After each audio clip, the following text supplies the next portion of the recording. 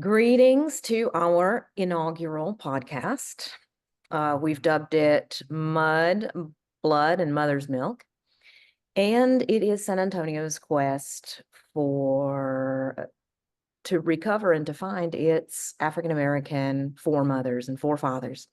And today we have our pioneer student, graduating senior, Trenton Boudreaux, who is just a phenomenon all 4 years, but he is giving us his swan song right now as he gets ready to graduate tomorrow. And he's worked all semester long, all by himself, and found amazing stuff that he's ready to share with us today. So welcome, Trenton, to Mud, Blood, and Mother's Milk, and let's see what you've got to contribute to our scholars and audience.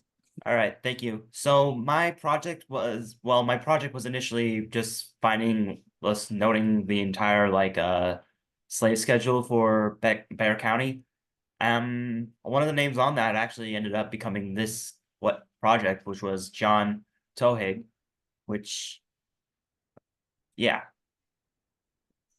So John Twohig was an interesting character. He helped found St. Mary's University, broke out of a Mexican prison during the Texas Revolution, fed the poor with soup kitchens, and he was an immigrant from Ireland, which wasn't the best place to live in the early 1800s at all. But the most important part is whether or not he owned slave people or enslaved people. So according to this book, which is about John Twohig, he actually freed the slaves he owned. He bought enslaved people to free them, which is an extraordinary claim, but one that it doesn't cite as much in the book. So I decided to look into it more and see if it was actually true. And so, which brings us to the slave censuses for Bexar County in 1850 and 1860. And you can see the link here, but you need an account with Family Search. So in 1850, he appears right here with re-enslaved people. So 1, 2, 3. And then Wait, can you tell us a little bit about those enslaved people? And if you're I'm inviting you to make your screen slightly larger for the folks in your audience here. You know, that bottom right hand thing will make it a little bigger. Yeah, I can do that. Yeah. And then tell us a little bit of what can we figure out about those three enslaved people that are listed in Twohig's household? Well, we're having Haley Rodriguez join us. So thank you, Haley. She's going to be probably our next podcast presenter. So she's getting pro tips from veteran Trenton today. Hey, Haley. I can only hope I have some help to that. But so here's John Twohig, right? And these quotation marks indicate other enslaved people. And so there's three here. So one's 45, female and black. Another's 38, female and mixed race or mulatto. And then the last one is 12, male and mulatto.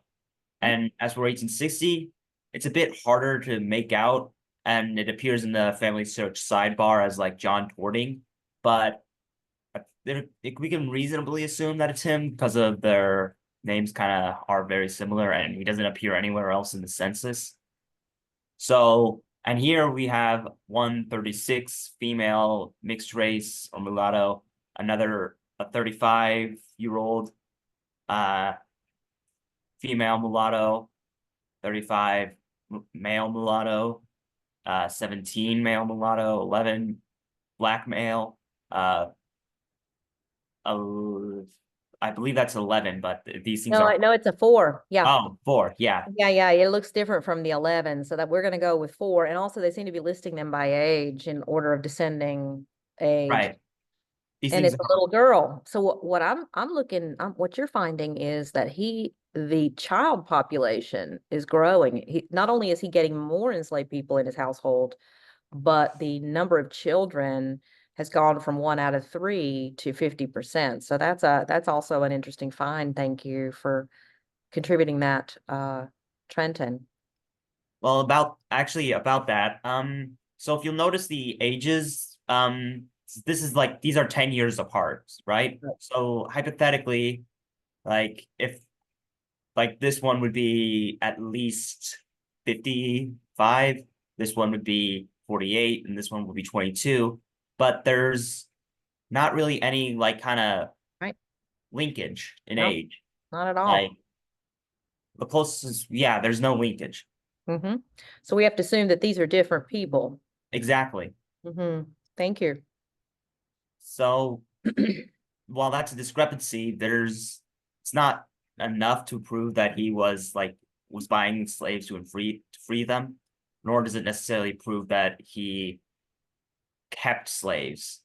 So to get more evidence on either one, decided to look in the tax records. So through the family search, I looked in for 1849 to 1860 to find John Twohig, and so for 1849, there are no slaves mentioned. So here's the John Twohig right here. And you've got, well, enslaved people here, and the column's empty, like Yeah. completely empty, which, and so 1850 would be, he only appears really here, and still no enslaved people mentioned. Right. Now, And, we're noticing in your 1851, this is an 1851 tax record, right? no, it's 1850. Okay. So in this 1850 record, we do see that other enslavers are enumerating their enslaved people. Is that Exactly. correct? Yeah. Yeah, okay, good. So there's so it's not just a general oversight in the category on the part of the census taker. Right. Excellent. Thank Plus, you. it's printed here and not like just written on, or Mhm. it's Right. like it was Official always, category. Yeah. yeah, it was always intended to be like categorized and taxed. It looks like from this. It does And indeed. so 1851, still no enslaved people mentioned. Get a bit of the longer, bigger uh category for them though. Wait, yeah, still no enslaved people. That's a different category. 1852, still no enslaved. Well, hold on. What is he being taxed for? I mean, let's just see if we can figure out. Are you able to see what Twohig is actually listing as property if he's not listing his enslaved people?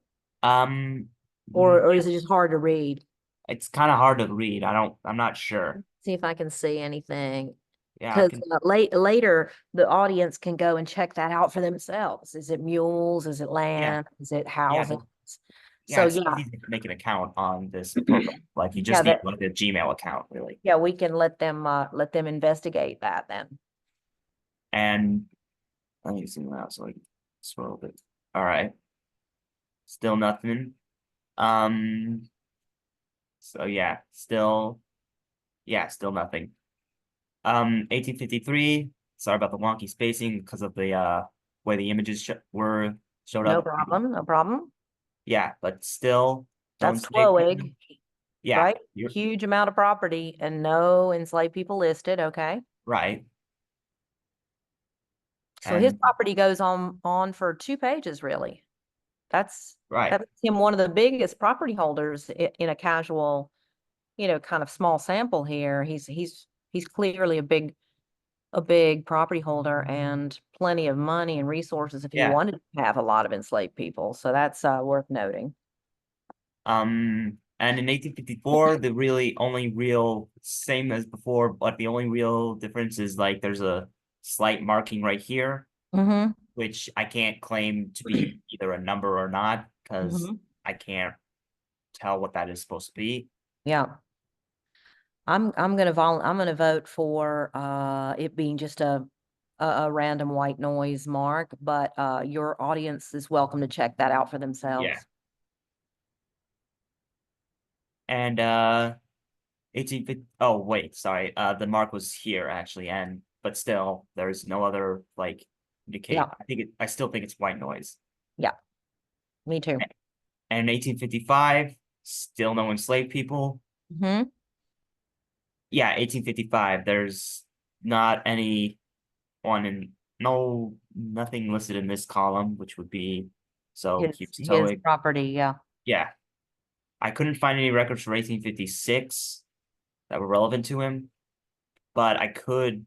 But with 1857, it kind of makes up for it, or not makes up for it, but provides a change in that there's actually some slaves listed, three in specific, down here. Wow. So I'm noticing he also has more property now. It Yeah, goes page after page, and now he's finally being taxed for 3 enslaved people in 57. right. And it stays at this like number, like for in 1858, like, like 1858, uh, sorry, my family's in the background. That's okay. 1859, still three enslaved people, or three. But in 1860, I can't tell if this is a six or not. I mean, it would add up with like the slave schedule if it was, but Yeah.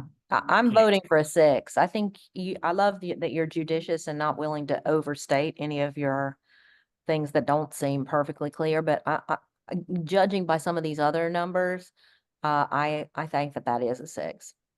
Right. And Now so, he's doubled. Yeah.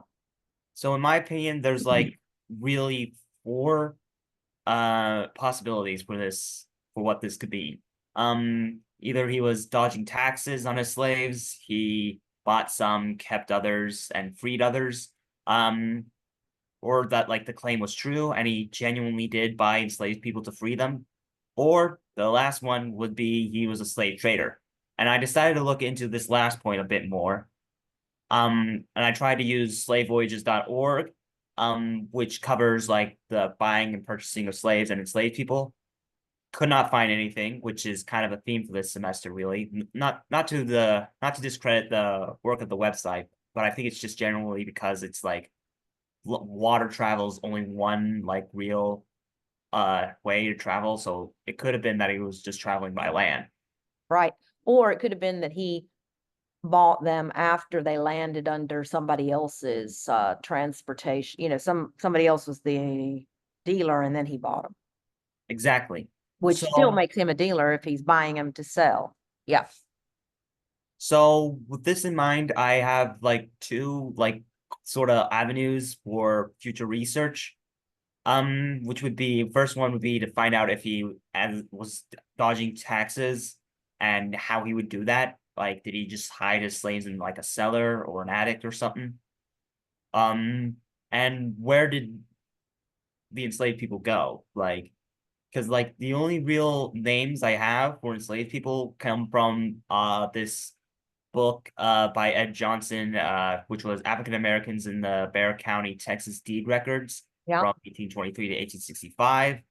Um, so there's Ellen and her son Thaddeus, who were purchased from Martin Smith or Smith Martin on October 23rd, 1852. And then Right. Thomas, who was purchased through an intermediary on March 9th, 1855. Mm-hmm. An agent. Yeah. He had a couple of agents. Yeah. Yeah. And here are the individual papers. Right. This is excellent. Okay. And notice he's doing some trading. This is interesting too, among your finds, is that he Right. seems to be doing most of his trading that appears in Edgar Johnson's book, seems to be doing it very far afield. These are not local deals. This one's for Louisiana. And then it seems that there is another Well, one I recall, which is New York. So he's got agents everywhere and he's doing some big trading.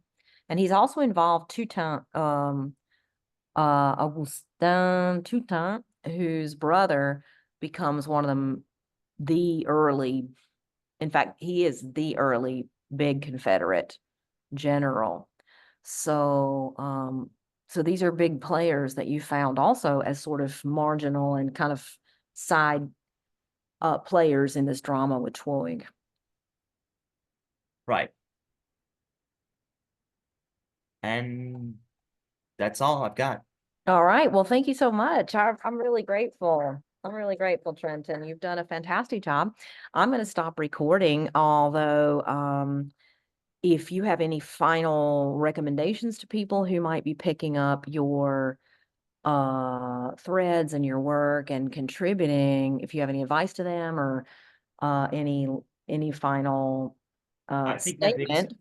Hmm? I think my biggest piece of advice would be you should probably try and learn cursive, like because some of the writing is like in cursive. It's already hard to read, but even harder now that that's in cursive. So Yeah.